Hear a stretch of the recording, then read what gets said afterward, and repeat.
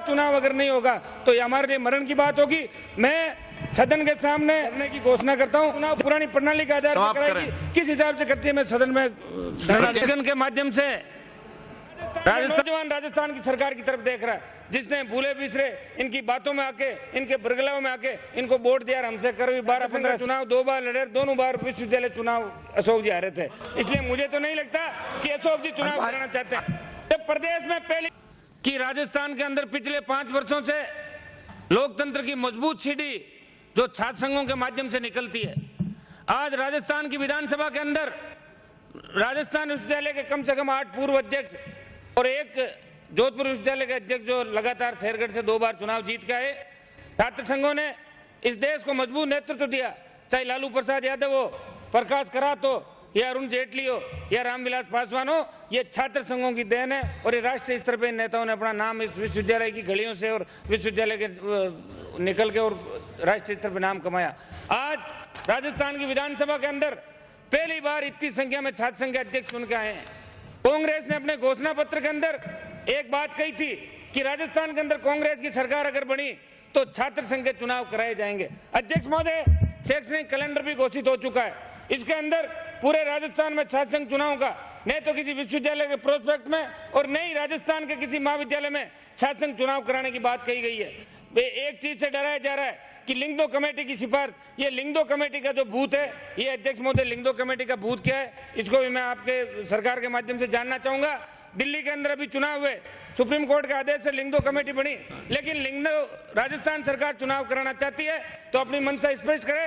ये कब राजस्थान का नौजवान राजस्थान की सरकार की तरफ देख रहा है, जिसने भूले बिसरे इनकी बातों में आके, इनके बरगलाव में आके इनको वोट दिया। हमसे करीब 12-15 सीट कांग्रेस को ज्यादा विखंडित जनादेश राजस्थान के अंदर मिला था। ये युवाओं की जीत थी। प्रदेश के मुख्यमंत्री अशोक जी गहलोत, जो मुझे लग रहा है कि छात्र संघ चुनाव कराने की इनकी मंशा इसलिए नहीं है कि ये छात्र संघ का चुनाव 2 बार लड़े, दोनों बार विश्वविद्यालय चुनाव अशोक जी हारे थे। इसलिए मुझे तो नहीं लगता कि अशोक जी चुनाव कराना चाहते हैं। जब प्रदेश में पहली बार छात्र संघ चुनाव पर रोक लगी 1981 में, राजस्थान के अंदर कांग्रेस की सरकार थी और 8 साल बाद राजस्थान हाईकोर्ट के निर्देश से भारत भूषण वर्सेज राजस्थान सरकार 1989 में हाईकोर्ट ने निर्देश दिया और हाईकोर्ट के निर्देश से राजस्थान के अंदर छात्र संघों के चुनाव शुरू हुए। कांग्रेस ने चुनाव कराने की मंशा नहीं रखी।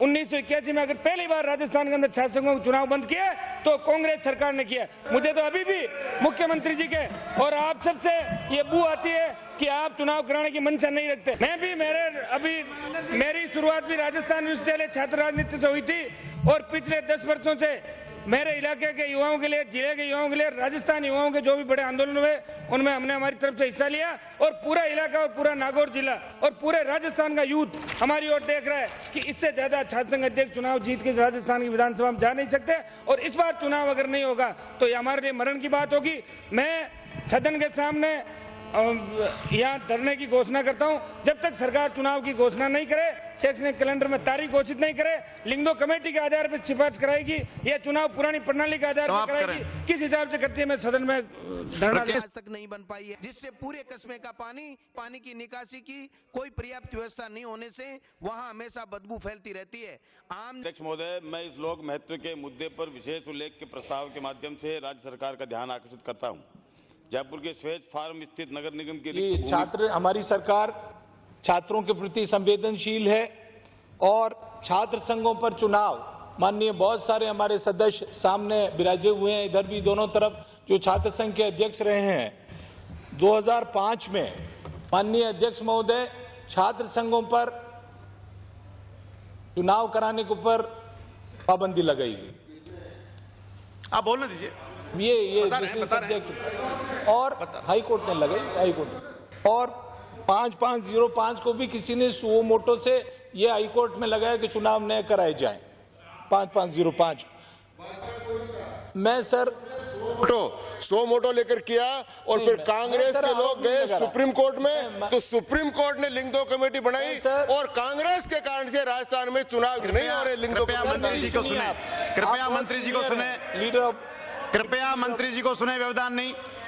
अन्य अध्यक्ष महोदय, हमारे सरकार के घोषणा पत्र में था कि जो ही हमारी सरकार आएगी सत्ता में हम छात्र संघ चुनाव कराएंगे और इस संबंध में सरकार के आने के बाद अध्यक्ष महोदय, डबल एजी के परामर्श लेने के बाद 24/2/9 को डबल एजी ने हाई कोर्ट में अर्ली चुनाव कराने की एप्लीकेशन लगाई और उस पर हियरिंग चल रही है। दोबारा 31/3/09 को फिर वो अपील हियरिंग में थी और मैं सदस्यों को विश्वास दिलाना चाहता हूं कि जो इन माननीय उच्च न्यायालय द्वारा इसके ऊपर निर्णय आ गया तो शीघ्र चुनाव करा दिए जाएंगे, ये मैं बताना चाहूंगा। आप माननीय अध्यक्ष महोदय, हमारी सरकार अंकित नहीं हो रहा। माननीय सदस्य वक्तव्य आ जाने दीजिए। मंत्री जी कुछ कह रहे हैं। माननीय अध्यक्ष महोदय, जहां तक छात्रों के प्रति संवेदनशीलता की जरूरत है, मैं आपको बताना चाहूंगा कि छात्रों की कमी, हमारे सेक्शंस की कमी को देखते हुए 21 कॉलेजों में 60 सेक्शन खोले गए। दोबारा से फिर मांग आई, पूरे 124 कॉलेजों में 20% सीटें बढ़ा दी गई। इससे ज्यादा मैं समझता हूं 20,000 छात्रों को लाभ मिला है इसका। इससे ज्यादा संवेदनशीलता का उदाहरण कोई भी सरकार नहीं दे सकती। ये चर्चा समाप्त। अध्यक्ष नहीं, अध्यक्ष आसन पांव पर। मेरे चर्चा पर्सनल समाप्त। आरोप, आसन पांव पर है। पर्सनल होने पॉइंट ऑफ पर्सनल एक्सप्लेनेशन मुझे कहा गया कि मैंने बंद किए। किसने कहा? माननीय सदस्य ने कहा। मंत्री जी आपने कहा है क्या ऐसा? इन्होंने कहा, पहले आरोप लगा सदन में, राजकुमार जी ने कहा है कि मैंने चुनाव बंद वो तो किया। अंकित ही नहीं हो रहा था। यस, वो तो कुछ अंकित ही नहीं हो रहा था। कृपया विराजे हैं। वो तो कुछ अंकित हुआ ही नहीं। माननीय अध्यक्ष महोदय, वो अंकित ही नहीं हुआ। आप तो विराजे। माननीय अध्यक्ष महोदय, विराजे कोई नहीं, मुझे कहना पड़ेगा साहब, मैंने नहीं अंकित ही नहीं हुआ। नहीं, अंकित हुआ ही नहीं है। माननीय अध्यक्ष महोदय, हम उसको स्पष्ट करना चाहते हैं। अंकित नहीं हुआ।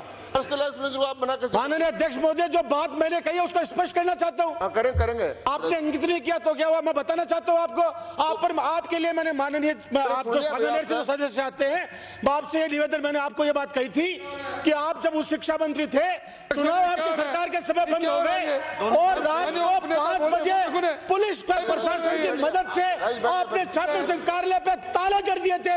अगर आपने नहीं जड़े तो उसका कृपया व्यवधान नहीं। विराजे। अध्यक्ष महोदय, ये बात बिल्कुल सही कही है उन्होंने। नवलगढ़ से आने वाले क्या? राजस्थान में जब चुनाव हो रहे थे, उसमें राजस्थान हाईकोर्ट ने एक याचिका पर और सो मोटो दोनों अखबार की एक खबर पर, राजस्थान पत्रिका की खबर पर लेकर राजस्थान में चुनाव को स्थगित कर दिया। आप तो स्पष्टीकरण दे रहे थे ना। जी हाँ, मैं दे रहा हूँ। मेरे पर चार्ज लगाना कि मैंने कराया। एक, उसके बाद में विभिन्न छात्र संघ चुनाव को लेकर सुप्रीम कोर्ट में गए और राजस्थान सरकार ने चुनाव एनवाईसी भी गई, एवीबी भी गई और राजस्थान सरकार ने सुप्रीम कोर्ट में दिया कि हम चुनाव कराना चाहते हैं। उसके बाद में सारे हिंदुस्तान भर में लेकर उन्होंने लिंग 2 जो पहले चुनाव आयुक्त थे उनकी अध्यक्षता में एक कमेटी बनाई। उस कमेटी ने सारे देश भर में सारे राज्य सरकारों से ला लेने के बाद में सुप्रीम कोर्ट को रिपोर्ट दी और सुप्रीम कोर्ट ने लिंग 2 समिति के रिपोर्ट के आधार पर संपूर्ण राज्य सरकार को निर्देश दिया कि छात्र संघों के चुनाव लिंग 2 समिति की सिफारिश के आधार पर होंगे। और जब लिंग 2 समिति की सिफारिश आई तो जब मैंने मंत्री था तो मैंने एबीवीपी को बुलाया, एनएसयूआई को बुलाया, सबको बुलाकर कहा कि लिंग 2 समिति की सिफारिश के आधार पर चुनाव करना चाहते हैं। दोनों छात्र संघों ने मना कर दिया।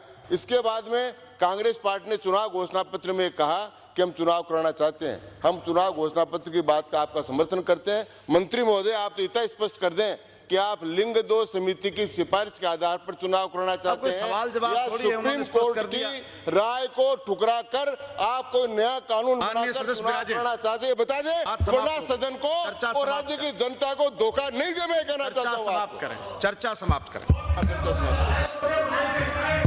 कृपया विराजे। आसन पांव पर हैं। चर्चा समाप्त करें। काफी हो गया।